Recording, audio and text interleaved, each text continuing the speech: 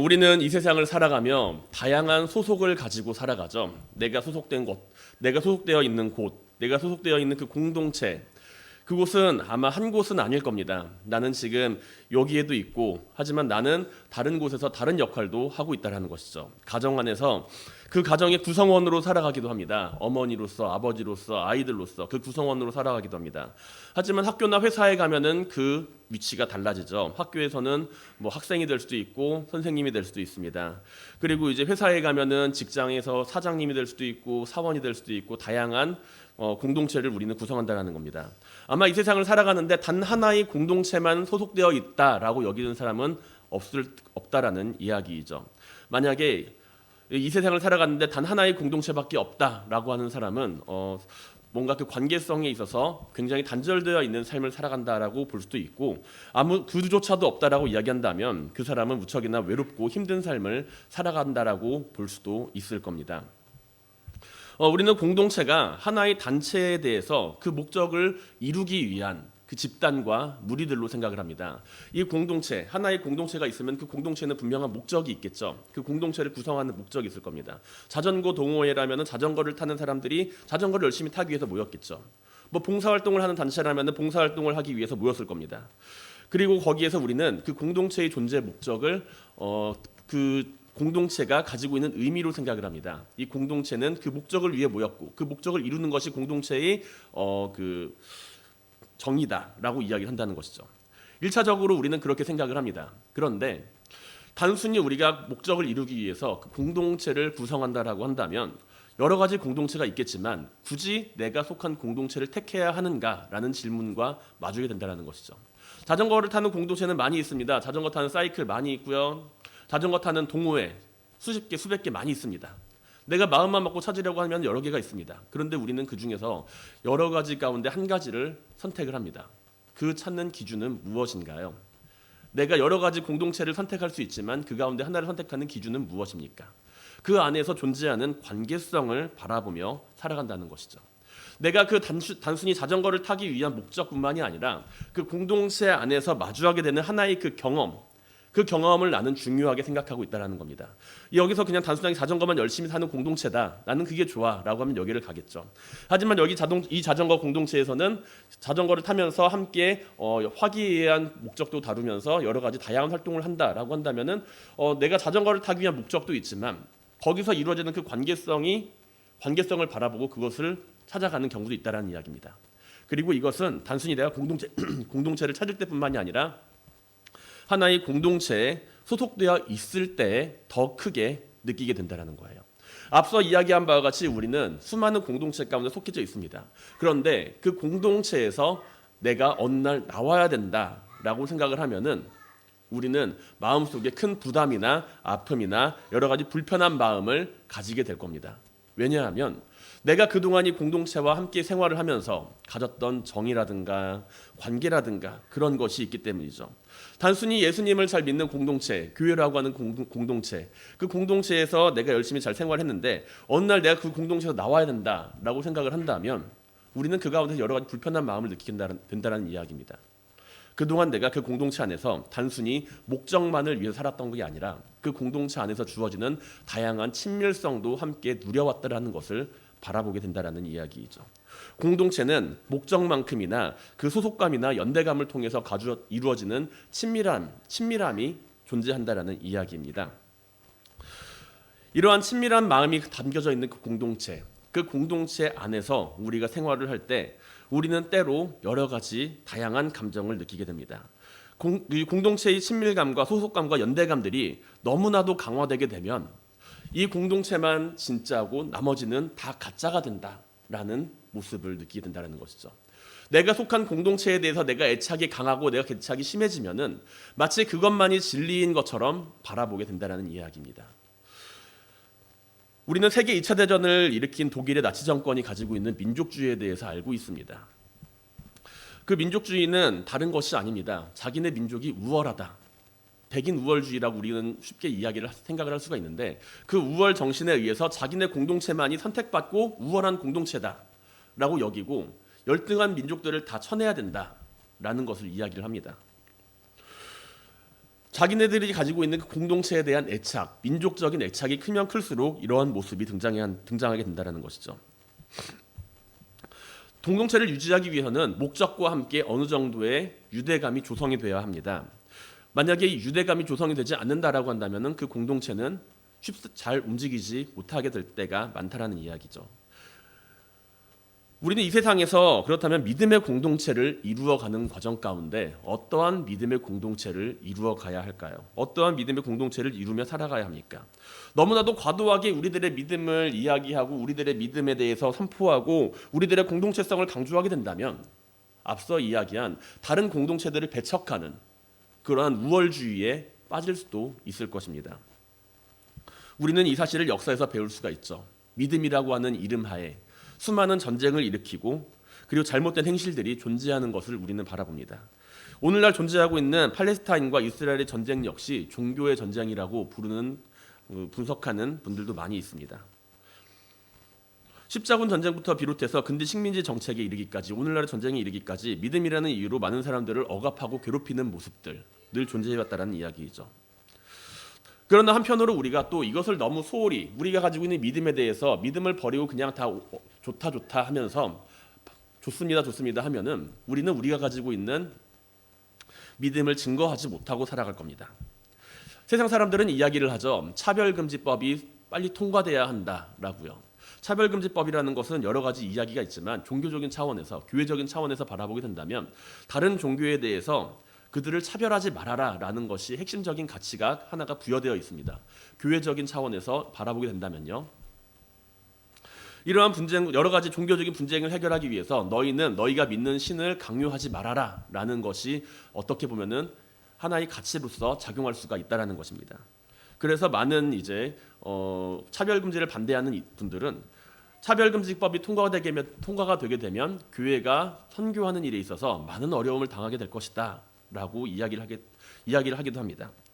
종교적인 차별을 없애야 한다라고 이야기를 하면서 믿음을 가지고 살아가는 이들에게 더군다나 선교적 사명을 가지고 세상에 복음을 전하는 사명을 가지고 살아가는 이들에게 복음을 전하지 말라고 하는 말은 그들에게 있어서 수많은 것을 앗아가는 말과도 같죠. 우리는 두 가지의 가치를 바라보면서 살아갑니다. 우리의 믿음이 너무나도 과도하게 되면 너무나도 과도하게 우리 가운데 존재하게 되면 우리는 다른 공동체를 억압을 하게 될 것이고 우리의 믿음이 너무 자유분방하게 모든 것을 다 용납하고 살아가게 된다면 그거는 그것대로 우리는 믿음의 힘을 잃어버리고 이 세상을 살아가게 될 수밖에 없다라는 것이죠. 그렇다면 이러한 세상 가운데 우리는 과연 어떤 선택을 하며 살아가야 할까요? 어떻게 우리는 우리의 믿음을 지키고 이 세상을 살아가야 하겠습니까? 우리는 이 세상을 살아가며 믿음에 대해서 생각을 하며 나는 이 믿음을 지켜야 된다라고 생각을 합니다. 나는 이 믿음을 지켜야 된다. 나는 이 믿음을 잃어버리면 안 돼라고 생각을 할 때가 많이 있습니다.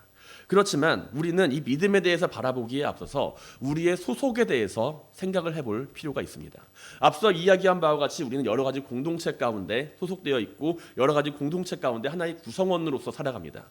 그리고 우리가 가지게 되는 삶의 여러 가지 갈등들, 문제들, 여러 가지 고민들은 내가 소속되어 있는 그 소속으로부터 출발하게 된다는 것이죠.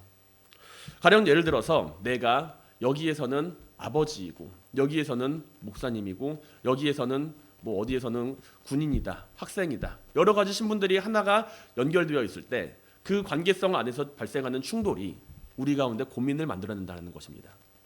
내가 군인으로서 신앙인을 가지고 있는 사람이라고 한다면 나는 군인으로서의 명령을 따를 것인가 아니면 믿음을 지키며 살아갈 것인가 라고 하는 관계성과 같다는 이야기죠.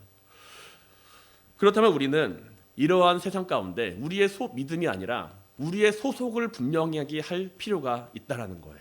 나는 어디에 속한 사람인가라는 것을 생각을 해야 한다는 것이죠.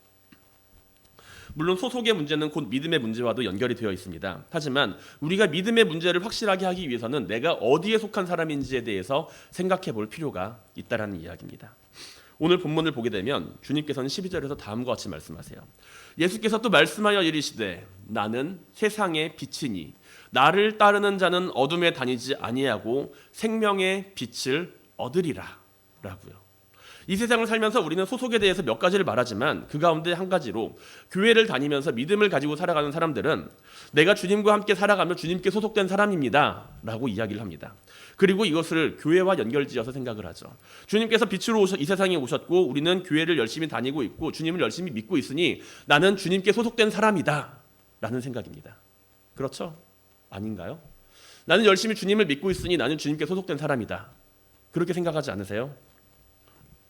그런데 주님께서 이 세상에 빛으로 오셨고 우리는 우리를 구원하신 주님을 따라 살아간다. 그 사실은 맞는 말이지만 그 관계성에 대해서는 조금 바꿔서 생각해 볼 필요가 있습니다. 내가 주님을 믿기 때문에 나는 주님께 소속된 사람이 아니라는 거예요. 이게 무슨 말입니까? 주님을 믿고 있으니 나는 주님께 소속된 사람 아닙니까? 이렇게 생각을 할 수가 있습니다. 그런데 주님을 믿는다는 것을 통해서 우리가 주님께 소속되었다라고 이야기를 한다면 우리는 내가 나의 믿음으로 주님께 소속되었다라고 이야기를 하게 된다라는 것이죠. 우리는 내가 교회에 속하기 때문에 주님께 속한 사람이 아니고 내가 믿음을 가지고 있기 때문에 주님께 속한 사람이 아니고 내가 누군가의 편에 섰기 때문에 주님께 속한 사람이 아니라는 이야기입니다. 그렇다면 왜 우리는 주님께 속한 사람입니까? 우리는 누구나 이 세상을 살아가면서 하나님께서 창조하신 이 창조의 세계를 살아갑니다. 하나님께서 창조하신 피조물로서 이 세계를 살아갑니다.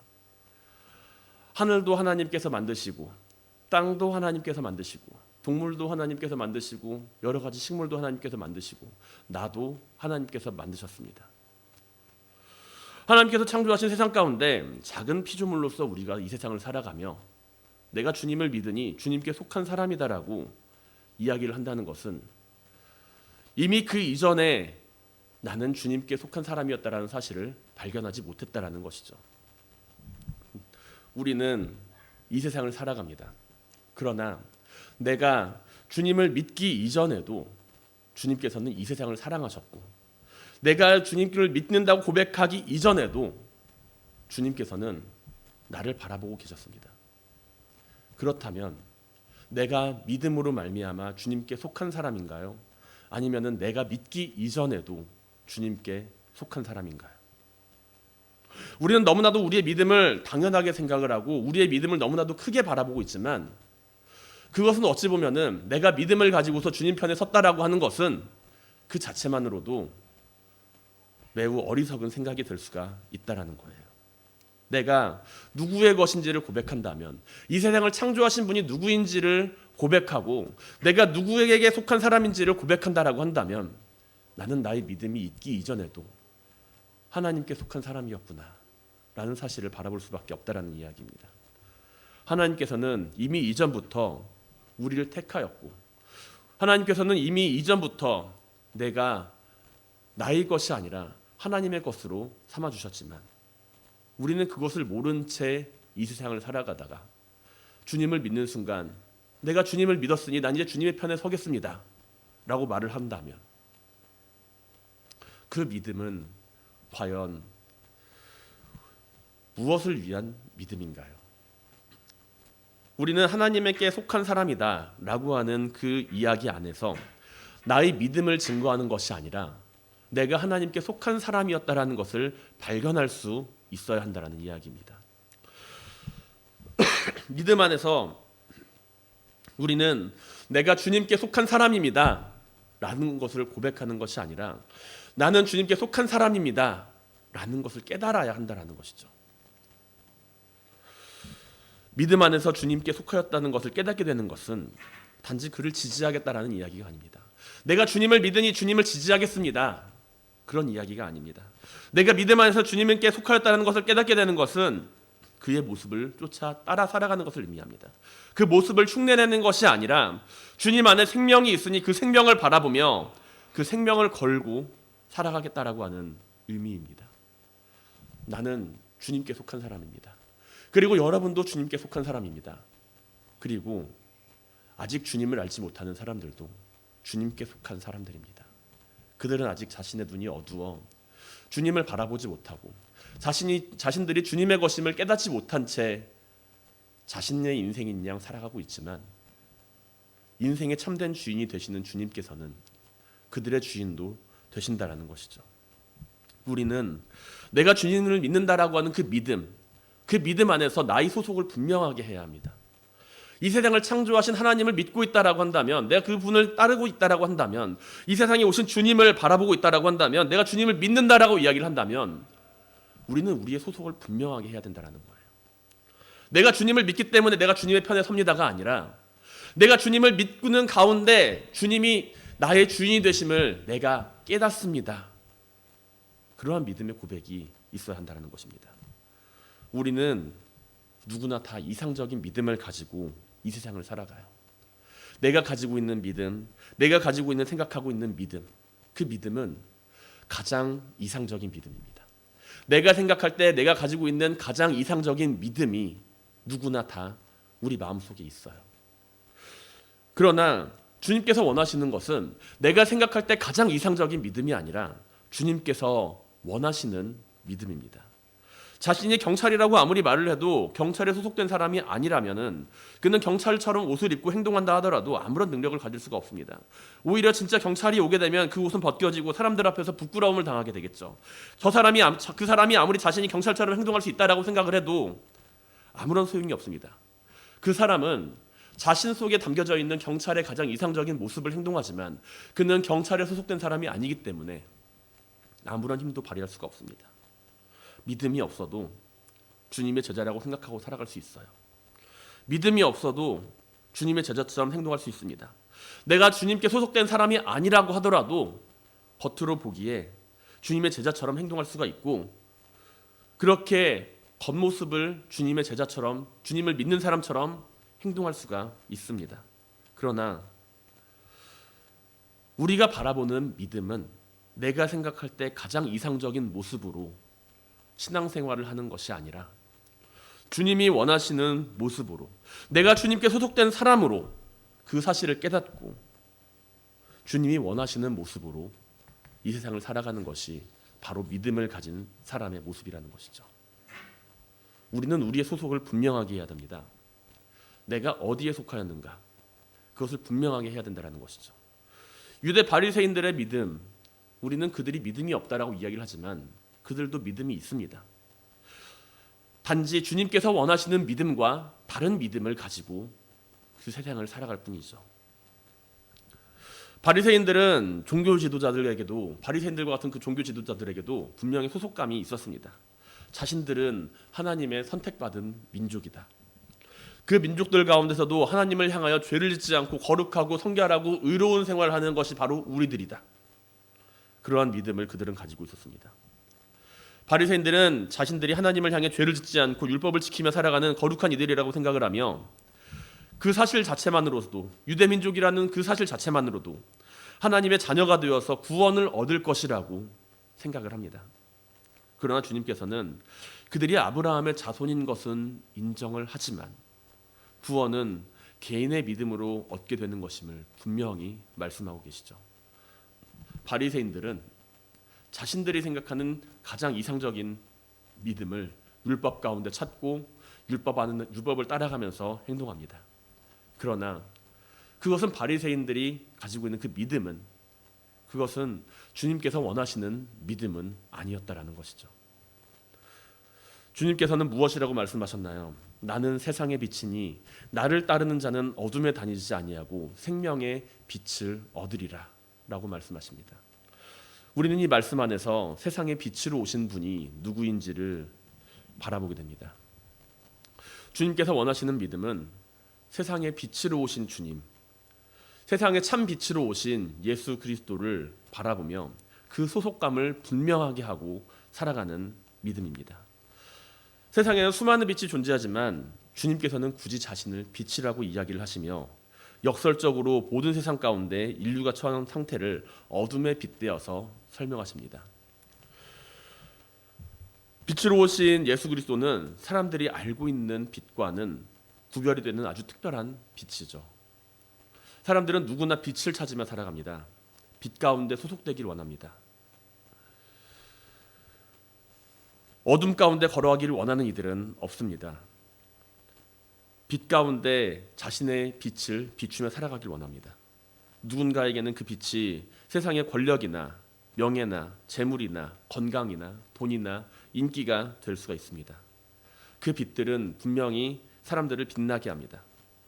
그러나 수많은 사람들은 자신들을 빛나게 하는 그 빛이 영원하지 않다는 것을 알면서도 그 빛만을 따라 살아갑니다. 잠시 잠깐 빛나고 마는 하룻밤의 촛불과 같을지라도 어둠을 밝힐 수가 있다라고 한다면 나는 그 빛을 따라가겠습니다 라고 이야기합니다. 그러나 그러한 빛들은 이 세상에 참된 빛이 찾아오게 되면 아무런 쓸모가 없게 되는 빛들이죠. 주님께서는 자신을 빛이라고 말씀하시며 우리에게 그 빛에 속한 사람이다 라고 이야기를 하십니다. 그 빛은 사람들로 하여금 영원한 생명을 얻게 하는 빛이며 다시는 어두움에 붙잡히지 않게 하는 빛이라는 것이죠. 우리는 우리의 소속이 무엇인지를 분명하게 알아야 합니다. 우리는 빛 가운데 속한 사람입니다. 그리고 그 빛을 통해서 우리의 믿음이 내가 예수 그리스도를 믿기 이전에도 나는 이미 빛 가운데 소속된 사람이었다라는 것을 깨달아야 한다는 것이죠. 사랑하는 성도 여러분, 우리가 인생의 참된 빛이 되시는 예수 그리스도에게 속한 사람임을 깨닫고 믿음 안에서 주님이 원하시는 일을 행하게 되길 바랍니다. 우리는 세상을 살아가면서 다양한 빛을 마주합니다. 그 빛이 나를 빛나게 합니다. 그러나 그 빛 가운데 살아가며 그 빛이 사라지는 순간 우리는 또다시 어둠을 맞이하게 되죠. 참된 빛을 찾으시길 바랍니다.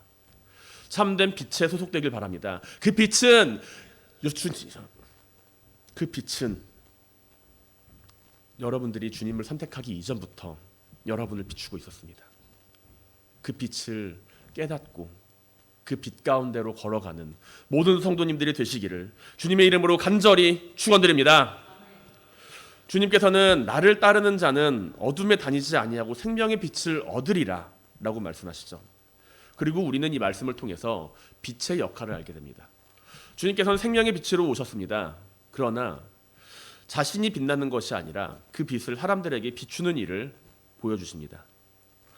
주님께서는 마태복음 5장 14절 이하에서 다음과 같이 말씀하시죠. 너희는 세상의 빛이라. 산 위에 있는 동네가 숨겨지지 못할 것이요 사람이 등불을 켜서 말 아래 두지 아니하고 등경 위에 두나니 이러므로 모든 집안 사람에게 비치느니라. 이같이 너희 빛이 사람 앞에 비치게 하여 그들로 너희 착한 행실을 보고 하늘에 계신 너희 아버지께 영광을 돌리게 하라 라고요. 우리가 빛에 속한 사람들이라고 한다면 그리고 주님께서 우리를 향하여서 너희는 세상의 빛이다라고 말씀을 하신다라고 한다면 우리는 내가 빛나는 것이 아니라 그 빛으로 무엇을 해야 할지를 생각해야 합니다. 그 빛을 통해서 자신이 빛나는 것이 아니라 이 세상의 빛으로 살아가야 한다는 것이죠. 주님께서 원하시는 믿음은 내 자신만을 빛내는 그러한 믿음이 아니라 주님께서 원하시는 일을 행함으로써 세상 가운데 빛으로서 존재하는 믿음이라는 이야기입니다. 세상의 부귀영화와 같이 찰나와 빛나는 빛들, 그러한 빛들은 우리에게 이야기를 하죠. 스스로 밝게 빛나라고요. 스스로 더욱 크게 빛나라고요.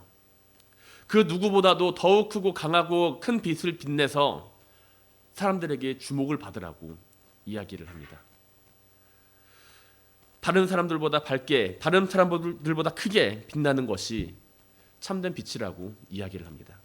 그러나 그 빛을 따라가는 가운데 남는 것은 그 빛이 사라질 때 마주하는 어둠과 공허한 뿐이라는 것을 기억해야 합니다.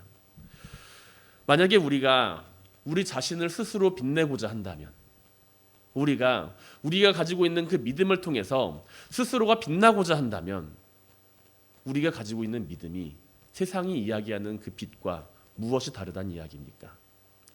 세상 사람들도 스스로가 빛나기를 원하고 스스로가 밝게 되기를 원합니다. 그러나 우리가 가지고 있는 빛은 내 자신을 밝히는 빛이 아니라 누군가를 비추는 빛입니다.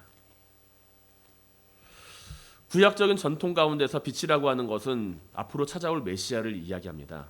자신이 빛이라고 선언하신 주님의 말씀을 들은 바리새인들, 어떤 생각이 들었을까요? 저 사람은 자신을 빛이라고 이야기를 하는구나. 저것은 신성모독이다. 그렇게 이야기를 하며 주님께서 하시는 그 말씀에 대하여 토를 납니다. 당신은 스스로가 스스로에 대해서 증언을 하니 그 증언은 참되지 않습니다. 이들이 하는 말은 모세의 율법에 근거합니다. 민수기 35장에 기록된 모세의 율법에 따르면 한 사람이 증언을 할 때 그 사람의 증언을 참되게 하기 위해서는 두세 사람의 다른 증인이 필요하다라고 이야기를 합니다. 하지만 주님께서는 스스로가 스스로에 대해서 증언을 하고 계시죠. 그렇기 때문에 바리새인들은 이 말이 틀렸다. 너는 스스로를 증거하기 때문에 너희 말은 옳지 않다라고 이야기를 합니다. 그러나 이 세상에서 참된 빛으로 오신 그 주님께서는 스스로를 밝히 빛내는 삶을 살아가신 것이 아니라 그 빛을 통해서 많은 사람들에게 하나님의 진리를 알게 하시고 많은 사람들에게 하나님과의 깨어진 관계를 회복시키며 그들의 아픔을 치료하셨습니다. 주님께서 나는 세상의 빛이다 라고 이야기를 할 때 바리새인들은 주님 스스로가 빛나는 그 빛을 바라보고 있지만 주님께서 나는 세상의 빛이다 라고 이야기를 할 때 주님께서는 세상을 밝게 비추는 빛을 이야기하고 계신다라는 것이죠. 얼핏 보면 우리는 무엇인가를 증거하기 위하여서 무엇인가 특별한 증거가 필요한 것처럼 생각을 할 때가 많이 있습니다. 주님께서 하나님의 아들이라는 증거에 대해서 우리가 무엇으로 더 큰 확신을 가질 수가 있을까요? 누군가가 예수 그리스도는 하나님의 아들이다 라고 이야기를 할 때 그 이야기가 합당하다라고 하는 증거를 가질 수 있다라고 한다면 그것은 과연 주님을 증언하는 증언이 될 수 있을까요? 주님께서 하나님의 아들이라는 증거를 대봐라 라고 이야기를 할 때 예수 그리스도의 주민등록 등본을 띄어서 확인하시겠습니까? 아버지는 하나님, 그 아들은 예수 그리스도. 주님께서 하나님의 아들이다라고 하는 증거를 대봐라 라고 이야기를 할 때 여러 학자들의 증언이나 여러 과학자들의 증거나 다양한 증거들을 취합해서 예수 그리스도는 하나님의 아들이다라고 이야기를 하실까요? 할 수 있을까요? 주님이 하나님의 아들이라고 하는 그 증거는 주님께서 보여주신 삶의 모습 가운데 나타날 수가 있습니다. 우리가 부모님의 아들이다, 딸이다, 나를 태어나게 해주신 부모님이 아들, 딸이다라고 하는 것에 대해서 어떠한 증거를 가지고 살아갑니까? 주민등록상에 등재되어 있는, 호적상에 등재되어 있는 친척이나 어른들이 이야기하는 그 말들이 나를 부모님의 아들로, 딸들로, 자녀로 만드나요? 그렇지가 않죠. 내가 부모님의 자녀라고 하는 것을 증거할 수 있는 가장 큰 증거는 바로 부모님의 사랑입니다. 부모님이 나를 그토록 사랑하시는 것이 내가 그 사람의 아들이라는 증거고 딸이라는 증거입니다. 친척들이 아무리 이야기를 해도 주민등록상의 호적이 아무리 그것을 증거한다 하더라도 내가 부모님의 사랑을 믿지 않는다라고 한다면 나는 그 아들이라는 것에 대해서 결코 확신을 가질 수가 없습니다. 누가 우리를 부모님의 아들이라고 딸이라고 정의합니까? 바로 우리를 이 세상에 태어나게 만들어주신 부모님 아닌가요? 누가 예수 그리스도를 하나님의 아들이라 증거합니까? 주님 스스로가 그 사실을 증거합니다. 내가 하나님의 사랑 안에서, 내가 부모님의 사랑 안에서 살아가며 내가 부모님의 아들이다라고 하는 그 확신을 가지고 있는 것처럼 주님께서도 하나님의 아들로서 이 세상을 살아가시며 하나님께서 예수 그리스도에게 부여하신 이 세상을 향한 그 사명을 이루어 가시며 살아가시는 가운데 가장 큰 확신을 가지고서 나는 인자는 하나님의 아들이다. 그것을 증언하시는 이는 바로 하나님이시다라고 이야기를 합니다. 하나님께서는 주님을 이 땅에 보내주셨고 수많은 예언자들이 세상의 빛으로 오신 주님을 기다렸습니다. 그리고 주님께서는 몸소 자신의 행실을 보여주시면서 하나님의 아들로서의 증언을 마치셨습니다. 수많은 사람들은 마치 바리새인들처럼 일부 율법의 지식만을 가지고서 예수 그리스도를 부정하고 부인합니다. 그러나 주님께서는 그들의 말을 따라 하나님의 아들이 되거나 되지 않는 것이 아닌 그 존재 자체로 하나님의 아들이자 이 세상을 구원하기 위해 오신 참된 빛이심을 증거합니다. 손바닥으로 하늘을 가리면 하늘이 가려질까요? 안 가려질까요? 안 가려지겠죠. 그런데 하늘을 가릴 수 있는 방법이 있습니다. 손바닥으로 하늘을 가릴 수 있는 방법. 어떻게 하면 손바닥으로 하늘을 가릴 수 있을까요? 손바닥으로 자신의 눈을 가리면 하늘을 가릴 수가 있습니다. 그렇다고 손바닥으로 하늘을 가리면 하늘이 사라지게 될까요? 그렇지 않다라는 겁니다. 손바닥으로 하늘을 가린다고 해서 내 눈을 가린다고 해서 하늘이 사라지는 것이 아니라 나는 하늘을 외면하고 있을 뿐입니다. 하늘이 보이지 않는다 해서 하늘이 사라졌다 여긴다면 그것은 무척 어리석은 일이겠죠. 하늘이 보이지 않는다고 해서 그 하늘이 있다라고 하는 증거를 이야기해 보라고 한다면 그것은 그토록 어리석은 사람은 없을 겁니다. 우리가 이 세상을 살아가는 가운데 나의 소속을 분명히 하고 예수 그리스도를 향한 확신과 믿음을 가지고 살아갈 수 있게 되길 바랍니다. 그분이 이 세상에 오신 참된 빛임을 기억하고 믿으며 우리 인생이 생명길로 나아가게 되길 바랍니다. 세상의 빛으로 오신 주님, 그 주님께 속한 사람이 되세요. 세상의 빛으로 오신 주님, 그 주님께 속한 사람으로서 이 세상을 살아가시길 바랍니다. 내가 그 사실을 깨닫기 이전에도 그 빛은 나를 비추고 있었으며 내가 손으로 그 눈을 가리고 있었을 때도 그 빛은 나를 비추고 있었습니다. 단지 내가 눈을 가리고 있었기 때문에 그 빛을 마주하지 못하고 있었다는 그 사실을 우리는 깨달아야 합니다. 참된 빛으로 오신 주님을 바라보며 그 안에서 착한 행실로 하나님께 영광을 돌리는 가운데 우리의 빛이 이 세상을 비추며 우리의 빛이 주님의 빛을 따라 이 세상의 어둠을 밝히는 모든 성도님들이 되시기를 주님의 이름으로 간절히 축원드립니다.